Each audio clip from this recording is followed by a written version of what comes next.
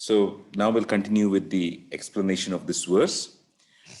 There was a particular reason why I had described the pastime of Lokanath Goswami with relation to this verse.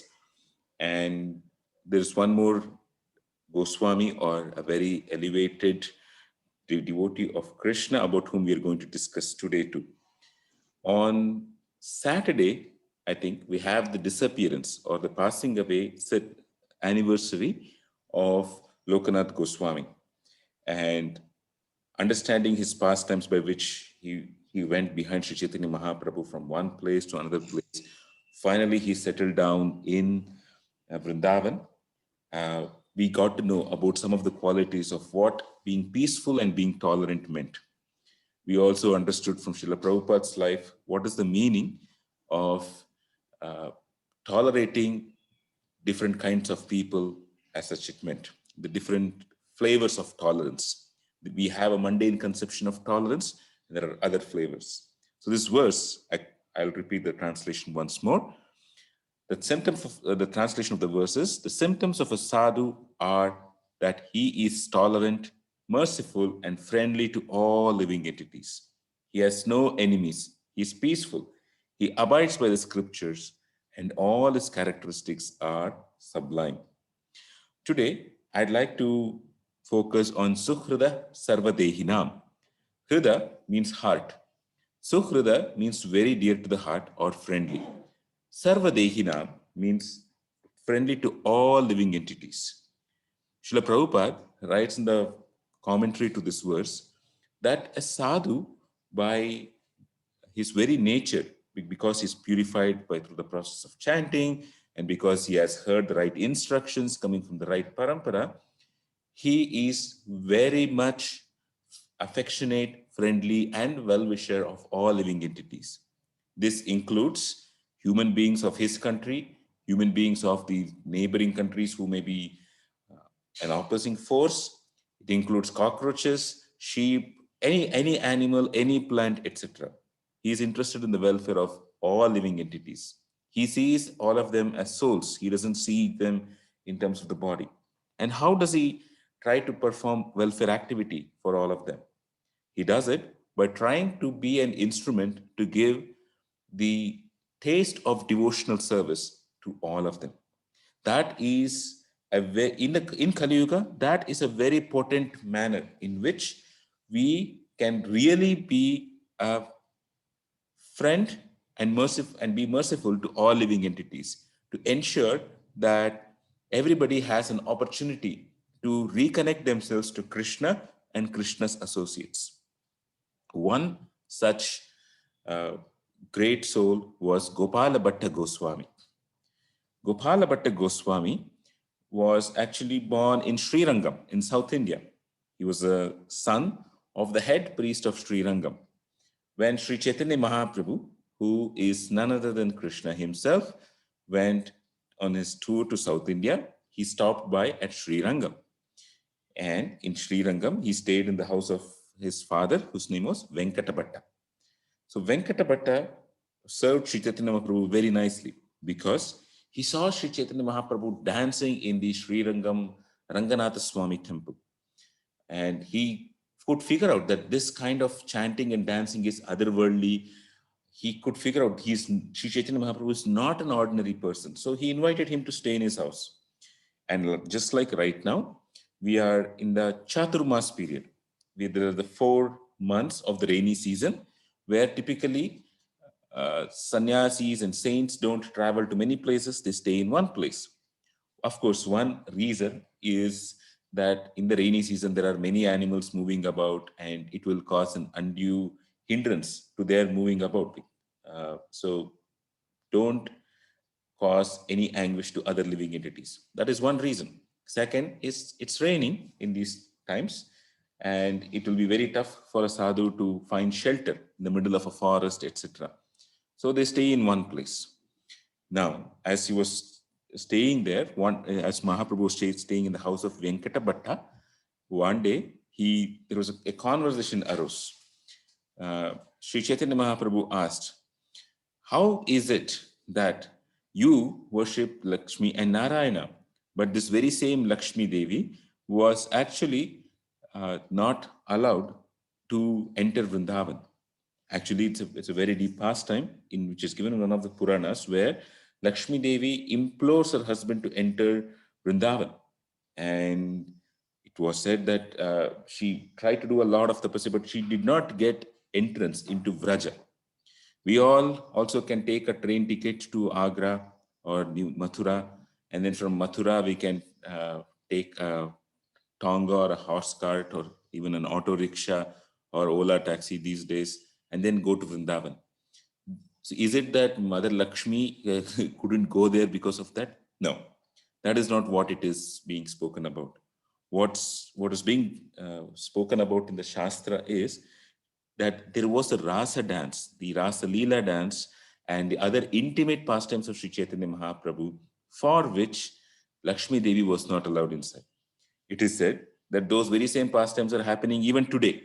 And we who can take a flight ticket, train ticket, auto rickshaw ticket, anything, we still can go to that place and we don't have entrance into those pastimes.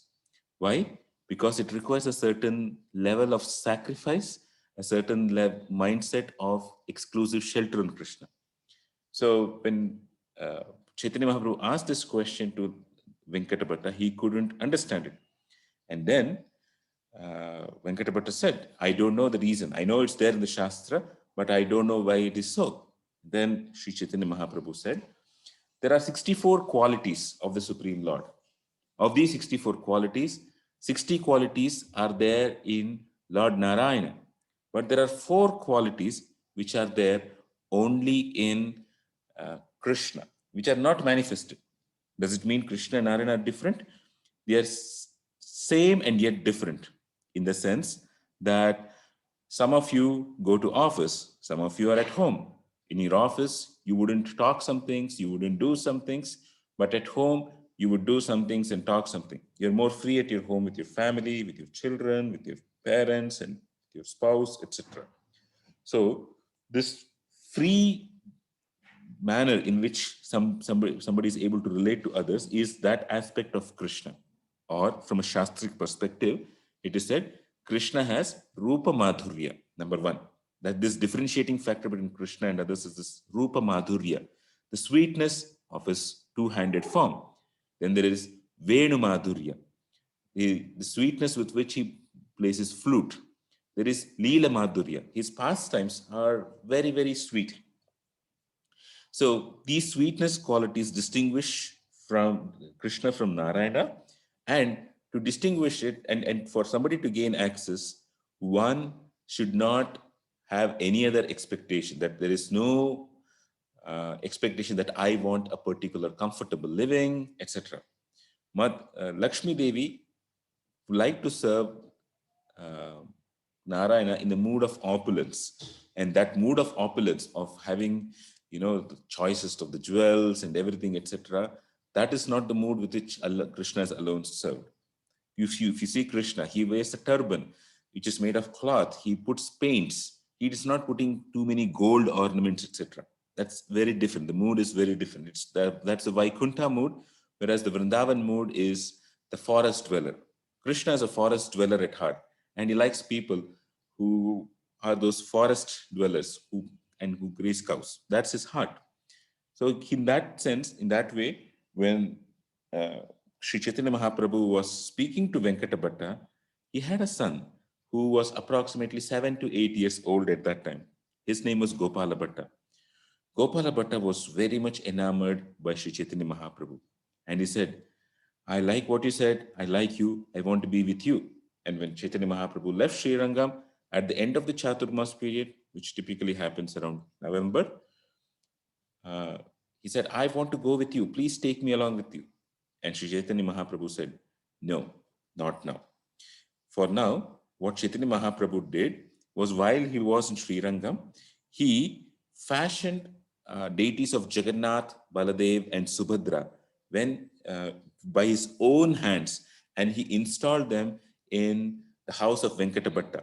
Even to this date, if you go to Sri Rangam, there is this place called Jagannath Ashram, just a little outside the Sri Rangam temple, where you can see these handmade deities of Jagannath, Baladev, and Subhadra, and they are worshipped even today. Please, uh, I hope you don't mind. I'll just take 4 or 5 minutes more today because it's a nice festival day. So he also told, Chaitanya Mahaprabhu told Gopala Bhatta Goswami that uh, if you're so interested here to come to me, you do one thing, you take care of your parents. And after your parents, if at all they leave their body, then you can come to me. Uh, and knowing, so he said, finally, you can go to Vrindavan. But once all of this has to be done, if you want my association, you have to right now grow up and take care of your parents. And Gopala Bhatta Goswami did that. As it would happen by destiny or so, at around the age of 20 or so, his parents passed away. And Gopala Bhatta Goswami had an uncle, that is a brother of Venkata Bhatta, whose name was Prabodhananda Saraswati. Prabodhananda Saraswati also was there when Sri Chaitanya Mahaprabhu came to Sri Rangam. And anybody who meets Sri Chaitanya Mahaprabhu cannot just but be attracted to him. So Prabodhananda Saraswati also went in search of Mahaprabhu, and finally he went to Vrindavan. So after many years, Prabodhananda Saraswati was in Vrindavan, and Gopala Bhatta Goswami also came there. When Gopala Bhatta Goswami came there, there were the other disciples of Sri Chaitanya Mahaprabhu, Rupa and Sanatan Goswami, whom we mentioned the other day. They were there and they conveyed a message to Mahaprabhu, who was in Puri, that Gopala Bhatta has arrived from Sri Rangam. And when Sri Mahaprabhu heard this news through a messenger, he sent across what is called as a loin cloth or a kaupin, or in Tamil they call it as komanam. He sent across this komanam, which indicated that for the rest of his life, Gopala Bhatta Goswami had to live his life as a mendicant, as a sannyasi. And so that's how he stayed. There's a place in Vrindavan near on the bank or on the sides of Govardhan called Radha Kund. On the bank of this Radha Kund, a lake, he stayed there for many, many, many, many years. And it so happened that one time, this picture on the right side is Gopala Bhatta Goswami. He went to the Gandaki river. He went on a pilgrimage to the Gandaki river. And the Gandaki river, which is like between Bihar and Nepal, he got many Shaligrama Shilas. And he thought, I am a traveling mendicant. All I have is just a kaupin and a small cloth above me. I don't have anything. How will I do the worship of kaupin? And so he got this Shaligram Shila, which you see on the book here, and he kept it back into the river. But again, it used to come to his hand. So he thought, the Supreme Lord wants me to have this. And so he took this Shaligrama Shila and went back to Vrindavan, and he was worshipping them. One day, there was a festival, and somebody came and offered to him some nice sacks of rice, dal, and all of that, so that a nice feast can be offered to his Shaligrama Shila deity.